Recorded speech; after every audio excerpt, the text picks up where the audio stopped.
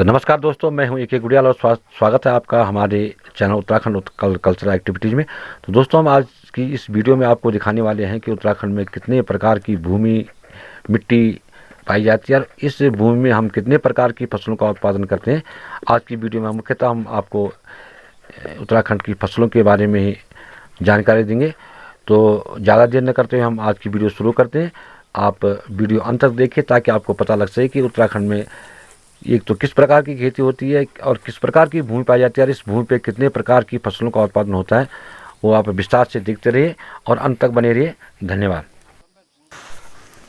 उत्तराखंड के पर्वतीय क्षेत्र की जो परंपरागत कृषि फसलों जैसे कि धान्य फसलें, मंडवा, झंगोरा, दलहनी फसलों जैसे तूर, उड़द, नौरंगी, मसूर, गैत आदि, तिलहनी फसलों सोयाबीन जैसे भट्ट हो गया, तिल हो गया, तोरिया, सरसों आदि की खेती में परंपरागत तकनीकी में आधुनिक कृषि तकनीका तथा यथासंभव समावेश कर इन फसलों के उत्पादन एवं उत्पादकता में वृद्धि तथा कृषकों की आय में वृद्धि कर इनके जीवन स्तर में सुधार हेतु परंपरागत कृषि विकास योजना का क्रियान्वयन जो है कि वर्ष 15-16 से किया जा रहा था। योजना का इस योजना का मुख्य उद्देश्य क्लस्टर अप्रोच के आधार पर चयनित जैविक ग्रामों में पीजीएस सर्टिफिकेट के अंतर्गत जैविक कृषि का प्रोत्साहित किया जाना है। योजना का क्रियान्वयन 11 पर्वतीय जनपद जैसे कि रुद्रप्रयाग, पौड़ी, उत्तरकाशी, टिहरी, चमोली, देहरादून, पिथौरागढ़, बागेश्वर, अल्मोड़ा, नैनीताल एवं चंपावत और एक मैदानी जनपद हरिद्वार में चयनित 550 क्लस्टर लगभग 349 कृषि विभाग एवं 201 जैविक उत्पाद परिषद में किया जा रहा है। उत्तराखंड की जो बहुसंख्यक जनता है उसकी आजीविका का प्रमुख साधन यहाँ का कृषि एवं पशुपालन ही रहा है। राज्य में भौगोलिक परिस्थितियाँ विषम हैं, इसलिए यहाँ कृषि एवं सिंचाई की तकनीकें अधिक विकसित रही हैं। तो इस हिसाब से उत्तराखंड एक कृषि प्रधान राज्य है, जिसकी जो है कि लगभग 70% जनसंख्या गांव में निवास करती है। राज्य के कुल भूमि क्षेत्र का लगभग 80 से 90% भाग जो है पर्वतीय एवं 12-13% मैदानी भाग है, जो कि कृषि हेतु उपयुक्त है। तो उत्तराखंड प्रदेश में कुल कार्यशील जनसंख्या में कृषि से जुड़े लोग लगभग 33-34% हैं और आर्थिक सर्वेक्षण 2018-19 के हिसाब से अगर इनको देखा जाए तो कृषि का जो राज्य है सकल घरेलू उत्पाद में योगदान लगभग 10-12% था। तो राज्य के सर्वाधिक एवं सबसे कम शुद्ध बोए गए भूमि क्षेत्रफल वाले जिसे कि क्रमशः उधमसिंह नगर एवं चंपावत हैं। तो इसमें उत्तराखंड में भूमि सुधार या भूमि बंदोबस्त में जो है कि इसके अंतर्गत पर्वतीय क्षेत्रों को 5 वर्गों में जैसे कि तलाऊ, उपजाऊ, अव्वल, उपराऊ, दोयम, ईजान एवं कटील में बांटा गया है। तो राज्य में सर्वप्रथम 1812 ईस्वी में गोरखा काल में भूमि बंदोबस्त कराया गया था। तो ब्रिटिश काल में पहला भूमि बंदोबस्त जो है कि 1815-16 में हुआ और 1815 ईस्वी में गार्डनर द्वारा कुमाऊं तथा 1816 ईस्वी में टेल द्वारा गढ़वाल में जो है कि भूमि बंदोबस्त कराया गया था। और अंग्रेजों द्वारा 1863 से 73 तक यानी कि 10 साल के इस ईस्वी में नौवां का सबसे महत्वपूर्ण जो बंदोबस्त था जी विकेट की अध्यक्षता के कारण, जो कि विकेट बंदोबस्त कहलाता है उनके नाम से। तो ब्रिटिश काल का 11वां अंतिम कृषि बंदोबस्त केवल गढ़वाल मंडल में ही है, जो कि वर्ष 1928 में इवर्सन के नेतृत्व में हुआ था। स्वतंत्रता के पश्चात राज्य में अब तक मात्र एक भूमि बंदोबस्त वर्ष 1960 से 64 में हुआ था। तो यहाँ पे कृषि भूमि को नापने के लिए राज्य में नाली व मुट्ठी का जो है पैमाना उपयोग किया जाता है। और तो अगर हम कृषि भूमि के प्रकार के दृष्टिकोण से यहाँ पे देखें तो उत्तराखंड में मुख्यतः 3 प्रकार की कृषि भूमि मिलती है। एक तो होती है तालाब भूमि। इसमें ये होता है कि यह मिट्टी मुख्यतः घाटी के तलों में पाई जाती है, जहाँ सिंचाई की सर्वोत्तम व्यवस्था होती है, यानी कि पानी के नज़दीक नहरों या नदी जो गज़ेरे होते हैं उसके नज़दीक होती है। यह भूमि उपजाऊ भूमि से 3 गुना अच्छी मानी जाती है। इस भूमि पर मुख्यतः सिंचाई द्वारा धान उगाया जाता है, क्योंकि धान जो है कि अधिकतम पानी जहाँ पे सिंचाई का होता है वहीं पे धान उगाया जाता है। तो यहाँ पे धान जो है कि ठीक ठाक उगाया जाता है। अगर दूसरी तरह की भूमि जो उसको कहते हैं उपराऊ भूमि, तो यहाँ है कि ये असिंचित, यानी कि जिसमें सिंचाई मुख्य रूप से नहीं होती।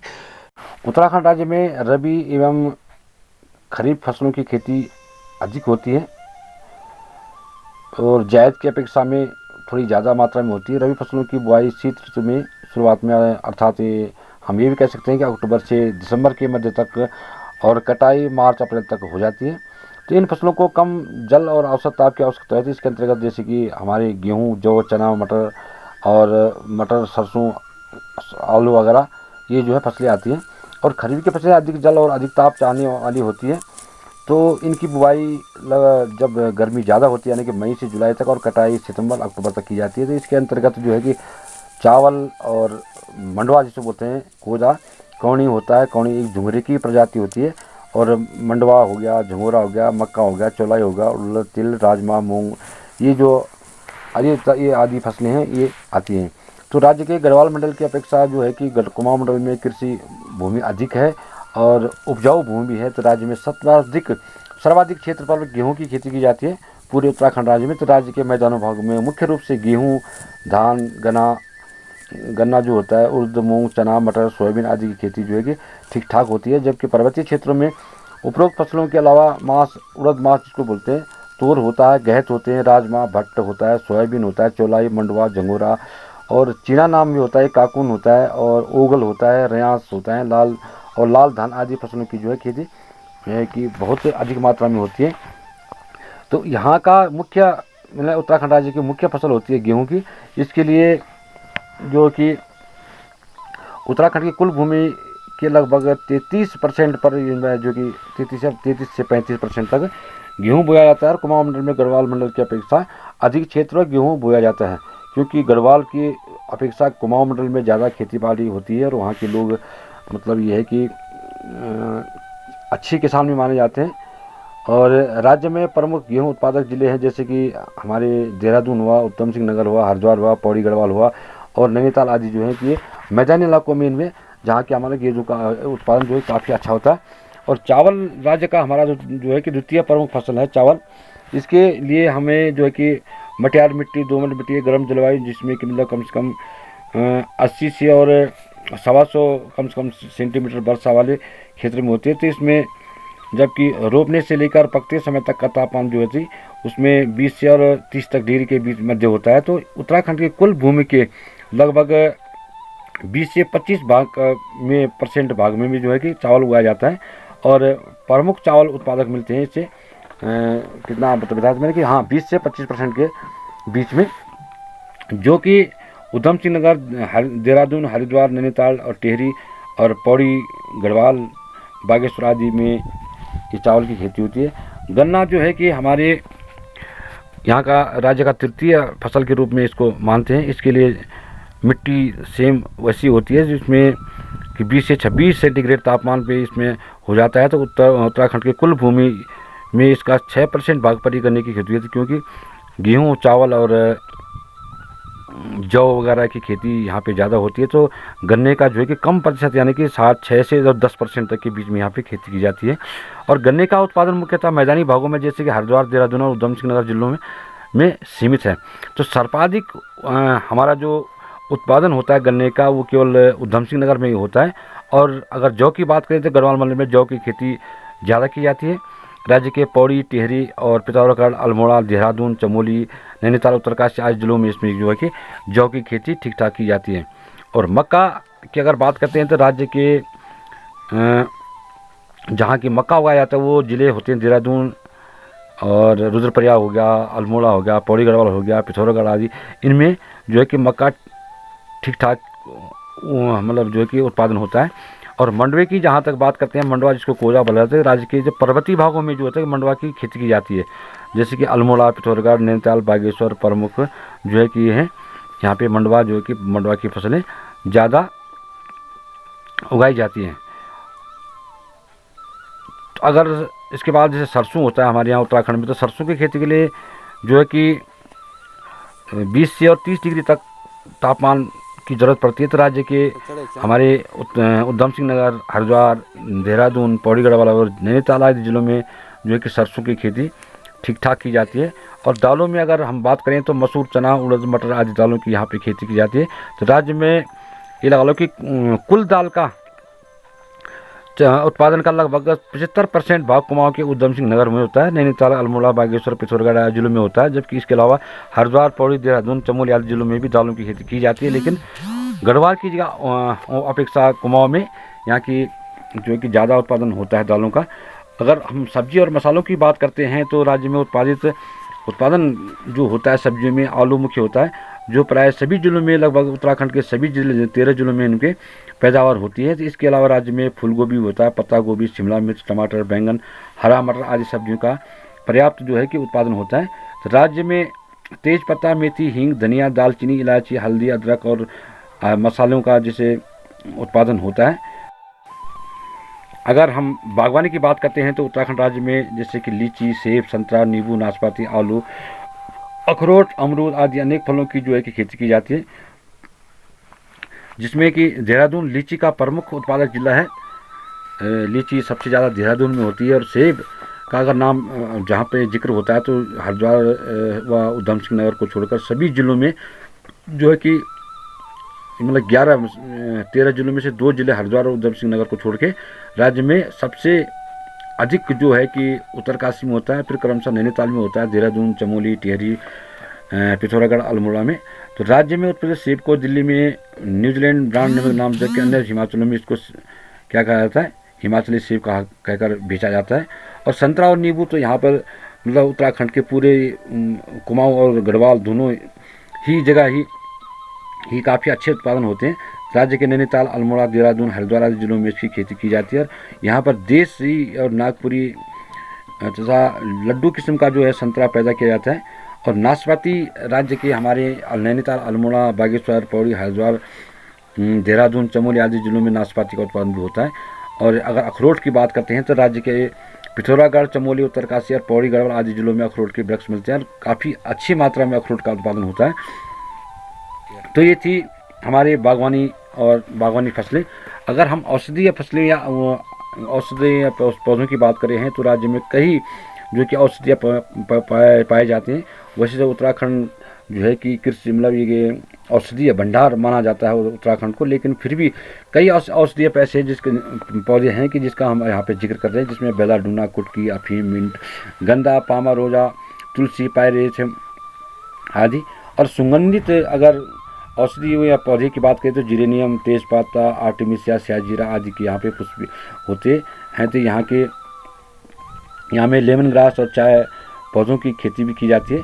इसके अलावा अगर हम चाय की बात करते हैं तो चाय के लिए यहाँ पे क्योंकि चाय के लिए ज़्यादा वर्षा की जरूरत है तो राज्य में मध्य हिमालय और हिमालयिक पहाड़ियों के मध्य स्थित पर्वतीय ढालों पर चाय की खेती की जाती है, जहाँ के चाय के बागान भी होते हैं। राज्य में चाय के बागान हैं अल्मोड़ा, पौड़ी गढ़वाल, नैनीताल, चमोली, पिथौरागढ़, देहरादून आदि 7 पर्वतीय जिलों में 18 ब्लॉकों में 1000 से और अधिक हेक्टेयर में फैले हुए हैं। तो राज्य में उत्पादित ऑर्गेनिक चाय को जापान, कनाडा, हॉलैंड द्वारा की परीक्षणों के बाद श्रेष्ठ चाय घोषित किया गया है। तो इसलिए उत्तराखंड की चाय जो है कि ऑर्गेनिक चाय के नाम से काफ़ी मशहूर है। अगर हम एक नज़र प्रमुख फसलों पे डालते हैं तो सबसे ज़्यादा गेहूं जो कि देहरादून, उधम सिंह नगर, हरिद्वार, गढ़वाल, पौड़ी गढ़वाल मतलब नैनीताल आदि में गेहूं की फसल होती है। अगर चावल की बात करते हैं चावल देहरादून, नैनीताल, अल्मोड़ा, पिथौरागढ़, हरिद्वार और उत्तरकाशी। और जौ की बात करते हैं तो देहरादून, पौड़ी गढ़वाल, हरिद्वार, चमोली। और मक्का होता है नैनीताल, पिथौरागढ़, अल्मोड़ा, देहरादून और पौड़ी गढ़वाल। मंडवा जिसको कोदा के नाम से भी जानते हैं, ये पौड़ी गढ़वाल, टिहरी, देहरादून, नैनीताल, चमोली।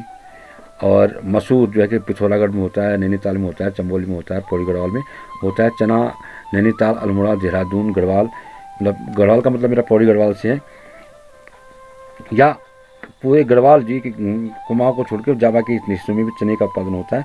और उड़द की बात करें तो अल्मोड़ा, देहरादून, हरिद्वार, उधम सिंह नगर आदि में यहाँ पे ज़्यादा उत्पादन होता है, जबकि पौड़ी गढ़वाल में भी होता है। लेकिन पौड़ी गढ़वाल की अपेक्षा कुमाऊं में इसका ज़्यादा उत्पादन होता है। मटर नैनीताल, अल्मोड़ा, गढ़वाल और टिहरी, उत्तरकाशी में यहाँ पे भी मटर का काफ़ी अच्छा उत्पादन होता है। और सरसों वगैरह अल्मोड़ा, नैनीताल, गढ़वाल, चमोली, हरिद्वार आदि में सरसों का बहुत ही अधिक उत्पादन होता है। सोयाबीन, अब जैसे जैसे कि खेती के प्रति लोगों की उदासीनता जो कि घटती जा रही है, उदासीनता बढ़ती जा रही है, तो इसमें जैसे कि सोयाबीन यहाँ पे नैनीताल, पिथौरागढ़, अल्मोड़ा और चमोली, उत्तरकाशी जिलों में सोयाबीन की खेती अच्छी तरह से होती है। सूरजमुखी, अगर जिसको कि हम पहाड़ी भाषा में सूरजकौन बोलते हैं, तो इसकी खेती भी नैनीताल, देहरादून, अल्मोड़ा, हरिद्वार में होती है। और गन्ना की जो है कि देहरादून, उधम सिंह नगर, नैनीताल और पिथौरागढ़ में होती है। आलू जो है कि हमारे पूरे उत्तराखंड में जितने ज़िले हैं, आलू सभी जगह पैदा होता है। चाहे अल्मोड़ा, पौड़ी, नैनीताल, इसमें पिथौरागढ़ और देहरादून, और लीची खासकर देहरादून और नैनीताल और उधम सिंह नगर में होते हैं। और सेब जो है कि उत्तरकाशी, नैनीताल, देहरादून, चमोली, टिहरी, अल्मोड़ा आदि में यहाँ पे सेब की खेती अच्छी मात्रा में यहाँ पे ये सेब की फसल का उत्पादन होता है। अगर नींबू संतरा की बात करें तो नैनीताल, अल्मोड़ा में सबसे ज़्यादा होता है। बाकी पौड़ी, गढ़वाल में भी इसका काफ़ी अच्छा उत्पादन होता है। तो हम अगर खेती और कृषि खेती बाड़ी के नज़रिए से अगर देखें, उत्तराखंड का आकलन करें, तो गढ़वाल की अपेक्षा कुमाऊं में ज़्यादा खेती की जाती है और अच्छे उम्दा किसान भी माने जाते हैं कुमाऊं के। और वहाँ पे हर चीज़ का जो जितना भी जिक्र हमने यहाँ की फसलों में किया, तो उसमें सबसे ज़्यादा उत्पादन कुमाऊं का होता है। गढ़वाल में भी ठीक होता है, लेकिन अधिक मात्रा में जो है कि कुमाऊं में ही होता है। उत्तराखंड ये कृषि प्रधान राज्य है, ये तो आप सभी जानते हैं कि उत्तराखंड एक कृषि प्रधान है। इस कृषि के साथ साथ हम खेती बाड़ी के साथ साथ पशुपालन भी हम मतलब पुरातन युग से ही करते आ रहे हैं, और अब भी ये चलन है ही। कृषि और खेती बाड़ी हमारा एक मुख्य आय का साधन है।